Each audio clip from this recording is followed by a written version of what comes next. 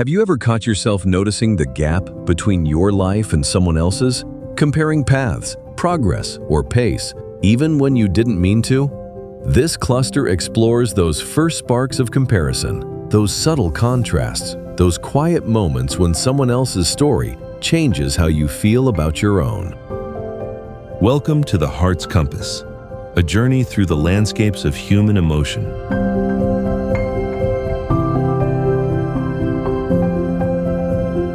There are moments when we look outward to understand ourselves, when someone else's success, beauty, or presence stirs something deep within. In these moments, we enter the emotional landscape of comparison. This cluster is not about judgment or competition alone. It's about the complex, layered emotions that arise when we measure, admire, envy, or celebrate others.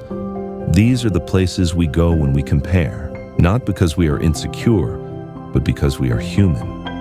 Comparison reveals what we value, what we fear, and what we long to become. Comparison is the mirror, sometimes clear, sometimes distorted, that reflects how we see ourselves. Admiration lifts us, showing us what's possible and inspiring us to grow. Reverence deepens our connection to greatness, inviting humility and awe. Envy stings, the ache of wanting what someone else has. Jealousy tightens, the fear of losing what we hold dear. Resentment simmers, the bitterness that builds when we feel overlooked or unfairly treated. Schadenfreude is the guilty pleasure of another's misfortune, a shadow of our own pain.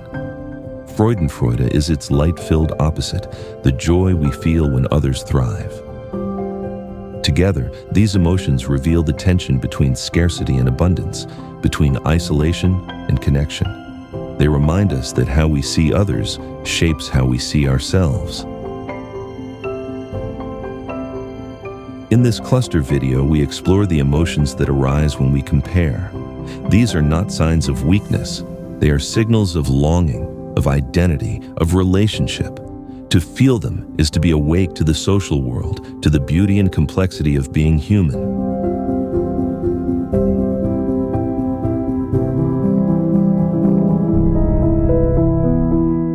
Comparison is the mirror we hold up to others, searching for our own reflection. It is the moment we measure ourselves, in beauty, in worth, in success, and wonder where we stand.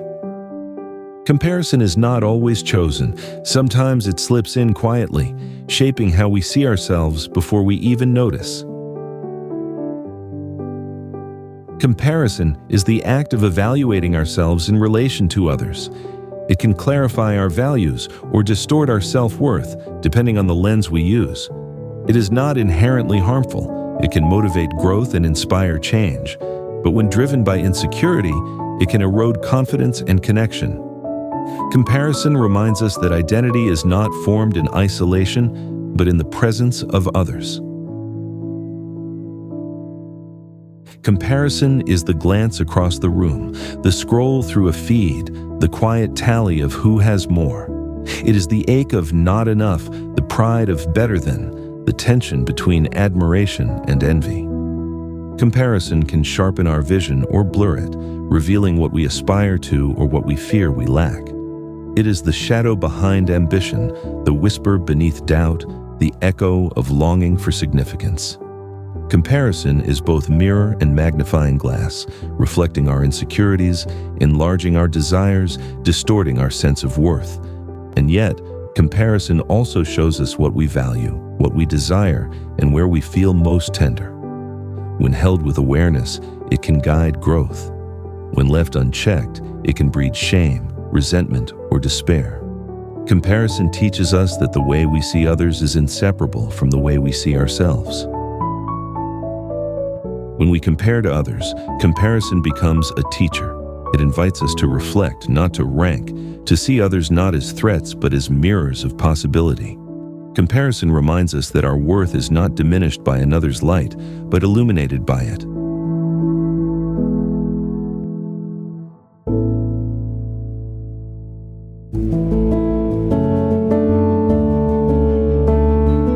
Admiration is the light we feel when someone's qualities inspire us. It is the recognition of excellence, the spark that lifts us beyond ourselves. Admiration is not about comparison alone. It is about seeing something beautiful, courageous, or skillful and allowing it to move us. Admiration is the emotion of respect and appreciation for another's abilities, character, or achievements. It is the acknowledgement of what we value when we see it embodied in someone else. Unlike envy, admiration does not diminish us. It honors the presence of goodness outside ourselves. It is the reminder that greatness can exist in many forms and that witnessing it can awaken our own potential. Admiration is the pause before greatness, the breath we take when beauty or skill leaves us in awe. It is the warmth of seeing courage lived out, kindness extended, or mastery revealed. Admiration is the quiet joy of watching someone thrive, the gentle pride we feel in their success. It is the bridge between inspiration and aspiration, the nudge that whispers, "You too can grow." Admiration teaches us that respect is not surrender, but celebration, a way of joining in the goodness we witness. It is the seed of mentorship, the soil of encouragement, the spark that ignites creativity and courage in ourselves. And when shared openly, admiration strengthens connection, reminding us that honoring others is also a way of honoring life. When we compare to others, admiration becomes a gift. It is the joy of seeing others shine and the invitation to let their light kindle our own. Admiration reminds us that greatness is not distant, but a mirror of possibility waiting to be embraced.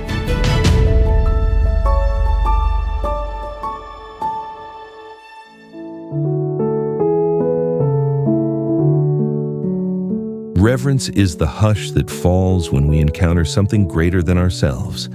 It is the bow of the spirit, the quiet awe that reminds us we are standing before mystery. Reverence is not about fear, but about recognition, the sense that we are in the presence of something sacred, worthy, and beyond our grasp. Reverence is the emotion of deep respect and profound honor. It arises when we witness greatness, holiness, or beauty that humbles us. Unlike admiration, which inspires us to grow, reverence grounds us, reminding us of our smallness in the vastness of life. It is the acknowledgement that some things are not to be possessed, but cherished. Reverence is the silence in a cathedral, the stillness at sunrise, the breath held before a masterpiece. It is the trembling recognition of fragility and grandeur, the awareness that we are part of something infinite. Reverence softens pride, dissolves arrogance, and opens the heart to humility. It is the emotion that steadies us, reminding us that wisdom begins with wonder. Reverence teaches us that respect is not obligation, but devotion, a way of honoring what cannot be reduced or explained. It is the posture of gratitude before life itself, the bow we take before the mystery of love, loss, and beauty. And when shared, reverence deepens connection, reminding us that awe is a bond that unites us in our humanity. When we compare to others, reverence becomes a sanctuary. It is the invitation to pause, to honor, to remember that life is not only ours to hold, but ours to behold. Reverence reminds us that humility is not weakness, but the doorway to wisdom.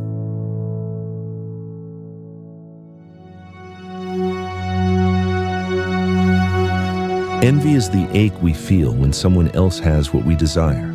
It is the sharp tug of longing, the quiet sorrow of seeing abundance in another's hands while ours feel empty. Envy is not simply dislike, it is the recognition of what we want paired with the pain of not having it. Envy is the emotion of discontent aroused by another's possessions, qualities, or achievements. It is the sense of being left behind, of watching opportunity pass us by. Envy can be corrosive when hidden, but clarifying when acknowledged, showing us what matters most to our hearts. It is the reminder that desire is not wrong, but that comparison can twist desire into despair. Envy is the glance at another's success, the quiet thought, "Why not me?" It is the heaviness of seeing doors open for others while ours remain closed. Envy can shrink us, making us bitter, resentful, or ashamed of our own longing. But envy also reveals our deepest desires, the places where we yearn to grow, to create, to belong. It is the shadow of aspiration, the echo of possibility, the signal that something matters enough to hurt. Envy teaches us that longing is part of being human, and that the pain of envy can become the fuel for change. When faced with compassion, envy transforms, not into resentment, but into clarity about what we value most. When we compare to others, envy becomes a guide. It points us toward our desires, reminding us that the ache of envy is also the call to grow. Envy shows us that what stirs us in others may be the very seed waiting to bloom within ourselves.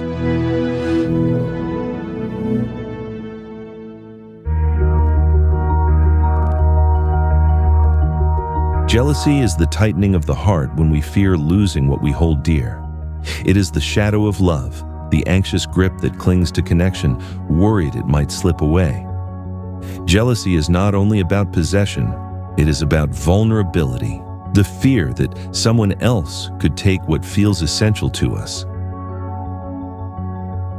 Jealousy is the emotion that arises when we perceive a threat to our relationships, our status, or our security. It is the protective instinct that says, "This matters too much to lose." Unlike envy, which longs for what others have, jealousy guards what is already ours. It is the reminder that attachment carries risk and that love awakens both joy and fear. Jealousy is the quickened pulse when attention shifts, the unease when loyalty feels uncertain. It is the whisper of doubt, the suspicion that someone else might replace us. Jealousy can harden into control, mistrust, or anger, building walls instead of bridges. But jealousy also reveals the depth of our care, the intensity of our longing to be chosen and cherished. It is the mirror of our insecurities, the echo of our need for reassurance. Jealousy teaches us that love is not ownership, but presence, that trust cannot be forced, only nurtured. When faced with honesty and compassion, jealousy can soften, becoming a call to strengthen connection rather than fracture it. When we compare to others, jealousy becomes a signal rather than a sentence. It reminds us that love is fragile, but also resilient, sustained not by fear, but by trust. Jealousy shows us that the desire to hold on can become the courage to let love breathe.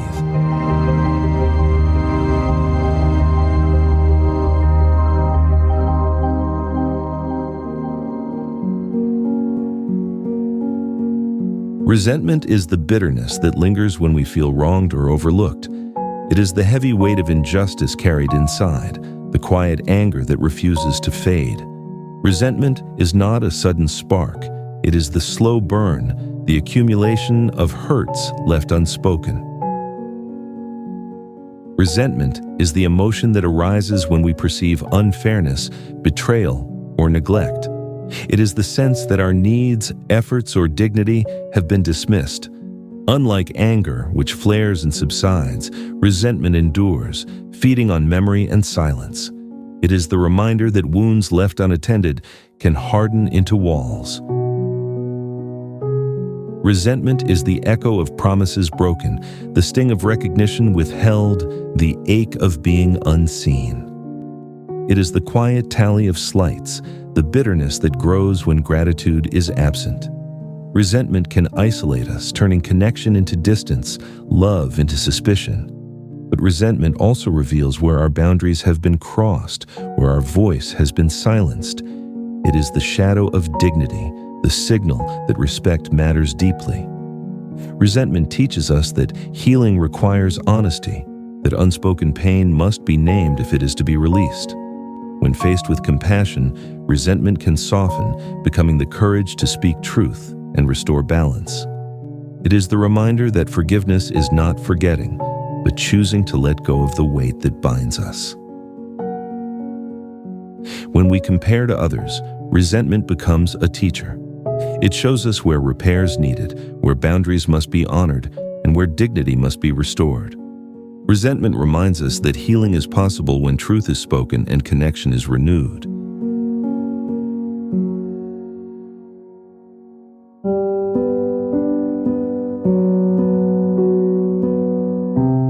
Schadenfreude is the uneasy pleasure we feel when another person stumbles.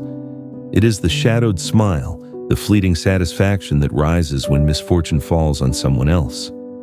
Schadenfreude is not pride nor joy. It is the complicated mix of relief and superiority that whispers, "At least it wasn't me." Schadenfreude is the emotion of delight at another's pain or failure. It often arises when we feel threatened, overlooked, or insecure, and someone else's loss eases our own discomfort. It is the reminder that comparison can twist connection, turning empathy into distance. Though uncomfortable to admit, Schadenfreude reveals the hidden places where envy and resentment live. Schadenfreude is the laugh at a rival's mistake, the quiet satisfaction when arrogance is humbled. It is the release of tension, the sense that justice has been served, even if unfairly. Schadenfreude can harden the heart, making us blind to compassion, feeding division instead of understanding. But it also exposes our vulnerabilities, showing us where we feel inadequate, where we long for fairness. It is the shadow of envy, the echo of resentment, the fragile attempt to soothe our own wounds by watching others falter. Schadenfreude teaches us that joy built on another's pain is shallow, and that true relief comes not from their loss, but from our own healing.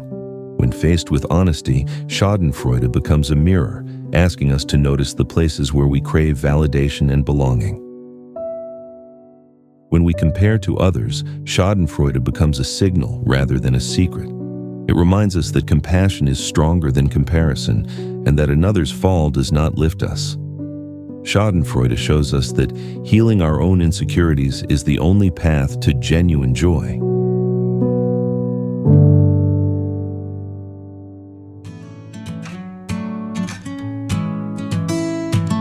Freudenfreude is the joy we feel when others succeed. It is the lightness of heart that rises when someone else's happiness becomes our own.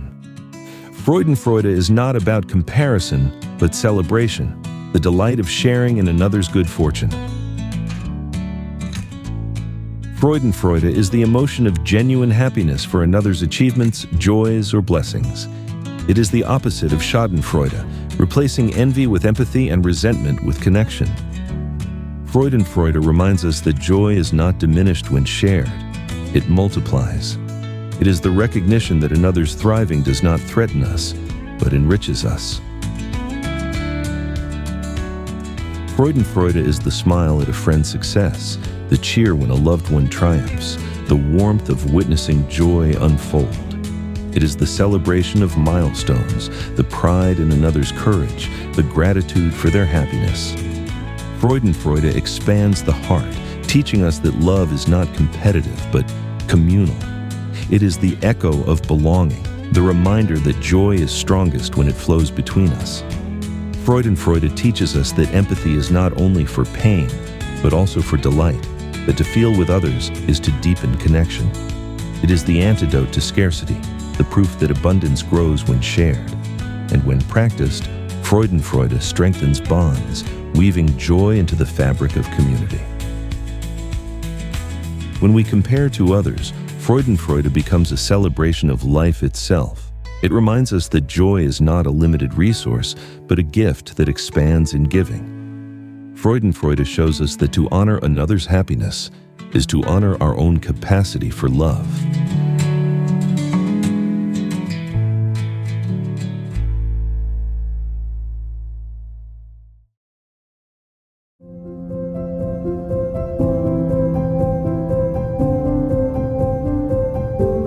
There are moments when looking at others reveals more than their lives. It reveals our own. Comparison can wound or inspire, diminish or expand. It can lead us into envy, jealousy, resentment, or Schadenfreude. But it can also open us to admiration, reverence, and Freudenfreude, emotions that connect us to beauty, greatness, and shared joy.